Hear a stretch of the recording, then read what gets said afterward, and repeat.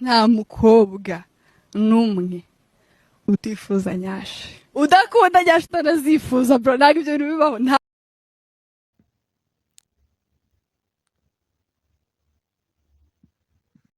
ku bwishingizi bwa bundi buciriritse abanyarwanda bose bakoresha bwa mituweli, ukagenda bakagukorera ikibuno ukishyura ya mafaranga asanzwe yayandi nyine yayandi abantu bishyura ku bantu bakoresha ubwishingizi busanzwe bw'abaturage bose, biremewe. Ukagenda bakabigukorera, wahinduza icyo kibuno cyawe niba nagihengamye bakagihengura, wabona iyo nda yawe imeze iteretse wagira ngo ni akabindi cyangwa ni nk'ikivaze bakabihindura, wabona amaguru yameze nka kirida ukagenda bakongeraho iki amanyama cyangwa bakongeraho iki utundi tuntu.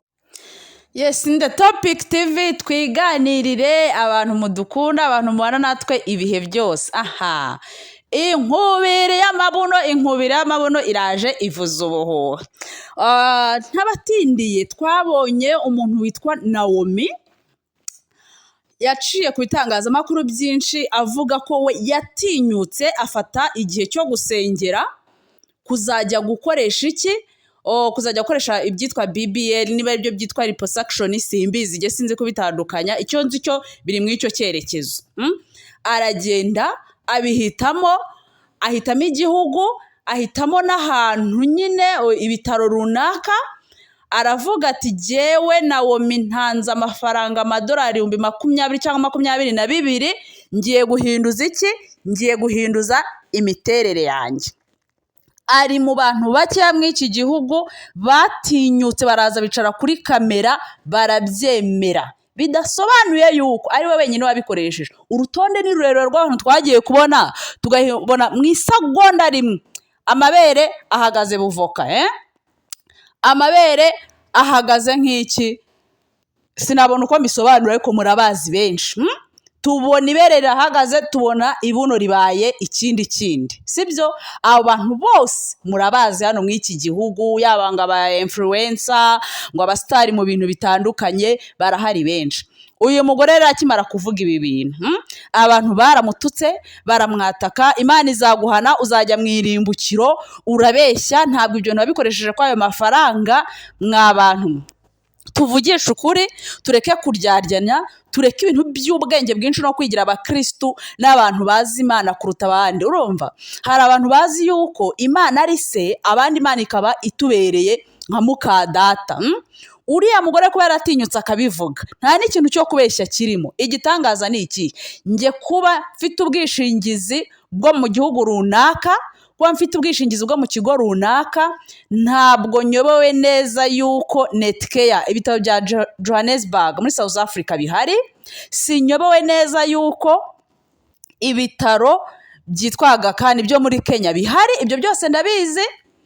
Kuba nifata nkivuriza ku bitaro runaka ntavuze izina hano mu gihugu, suko ntazi neza yuko Faisal ihari, suko ntazi yuko Muhabura ihari, included mu bitaro bya Kanombe, ariko ni VIP. Kuba rero twahurira ku bitaro runaka yenda bitazwi, suko ibyo bintu ntabizi ko ibyo bitaro byose bya VIP yaba ibyo mu gihugu cy'u Rwanda bihari, ndetse no ku mugabane wa Afurika nyirizina ibyo bitaro byose bihari. Umugore baramwatatse, baramututse, kwihindura, ukareka uko Imana yakuremye uzabona irimbukiro, nta juru uzabona, uri umupagani wa mugore we, uri umubeshyi, ibintu byose umugore baramutuka. Uyu mugore niwe muntu watinyutse kuza arabivuga. Uwundi muntu watinyutse kubivuga ni Simde Modo.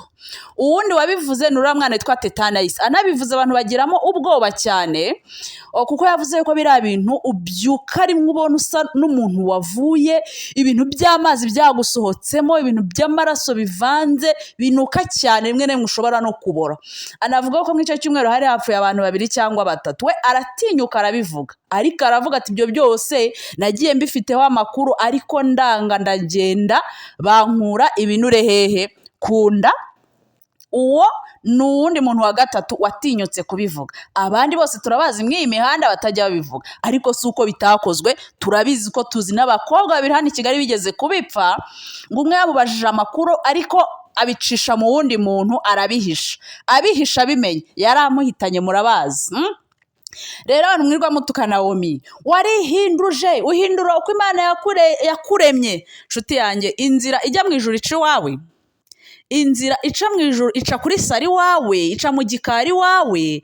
Kandi nubwo ubona Nawomi yakoze biriya bintu akanabyemera, nawe urihinduza.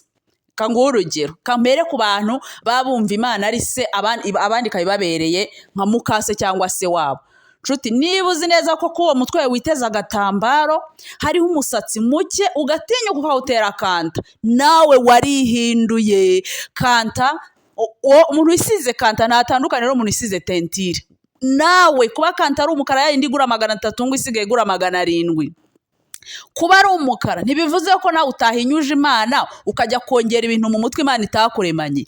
Wowe kuko wateye ugakanta ka 700 cyangwa 300, ntawe utandukane n'umuntu washyizemo tentire ya rouge bordeaux, ntawe utandukane n'umuntu wateye tentire y'icyatsi cyangwa se umuhondo. Mwese mwahinduye uko Imana yabaremye. Urumva, kuba iyo tentire bayikoresha ku madolari 50, uwundi kanta akaba yayiguze 300 cyangwa 700. Mwese mwahinyuje Imana. Ari ibyo ngibyo rero Imana igendeyeho. Nawe ntiwasigara kandi wirwa hano muri komenti ucira abantu imanzi.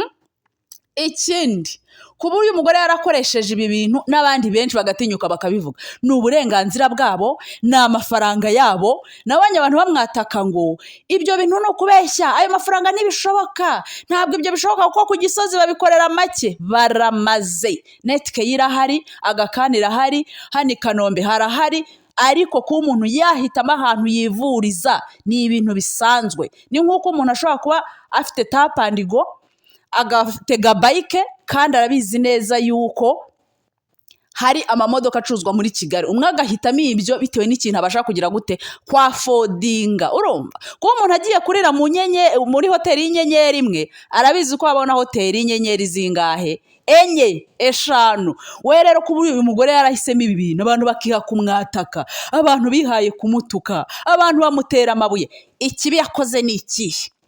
Mu gitondo mituweli yavuze ngo mituweli de sante, bwa bwishingizi buciriritse mu gihugu bwemeye gukora ibibuno, guhindura ikibuno, bwemeye gukuraho ibinure, bwemeye kongera amaguru, bya bindi byose bahindura. Tuvugishije ukuri, abaganga bazongera no kuruhuka. Umurongo abantu batonda kwa muganga waba umeze ute? Ku buryo abantu baje baramwiha. Nshuti yanjye, emera ko udafite ubushobozi, emera ko ibintu byose utabasha kubyafodinga. Iyo ugiye muri hoteli cyangwa muri resto ukajya mu marangi, ukajya cyangwa muri resto yo kwa Murokore no kwa Kazungu, urumva, ukarya ibirayi bitetse mu mavuta n'udushyimbo, urumva, ukarenzaho igikoma, si uko uyobewe yuko Mariyoti ihari. Niba rero umuntu Imana yaramublessinze, uyu mugore yaravuze ati ibintu nge nabisengeye umwaka wose, ndabyara, amajije kubyara, ibintu mbifatira igihe cyo kubisengera, nge ntera intambwe njya mu gihugu runaka kitari cyo no ku mugabane wa hehe wa Afurika. Guys, Netcare ni ibitaro bikomeye muri South Africa. Ni ibitaro bikomeye cyane, ntabwo ari iby'abantu bose. Abantu bakaze nibo bivuriza. Aho yaraharenze naho arenga South Africa ajya kuwundi mugabane. Urumva, arangije kujya kuwundi mugabane bamukora ibintu yishimiye, anezerewe. Ariko abantu bavuga ibintu biranuka, ibintu bijoga inyo. Umva, nta muntu wishimira kugira ikibuno kimeze nk'ikirahure.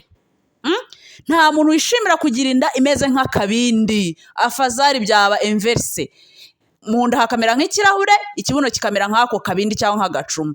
Ariko niba utabashije kwafodinga ibintu, niba udafite ubushobozi bwo gukora ibintu, wiza ngo utuke abantu. Inzira ijya mu ijuru ntabwo ica iwawe. Kandi mwibuka yuko uko turasa ntabwo birerekanwa. Uri kumva neza? Uko turasa ntikurerekanwa, kandi ngo nitujya mu ijuru ngo tuzahindurirwa imibiri ibe mishyashya. Urumva, ibyo ni ibintu nge ntazi ibyo abantu basoma Bible cyangwa babateoloje. Ariko kwifata mukiha umuntu mukamutuka, ibyo wakoze, wahinyuje Imana, wowe kutera kanta. Niba usuka ugatera kanta yindi ya 800 ya 300 se, nawe ntukwiye gucira abantu bose bagiye guhinduza ibibuno.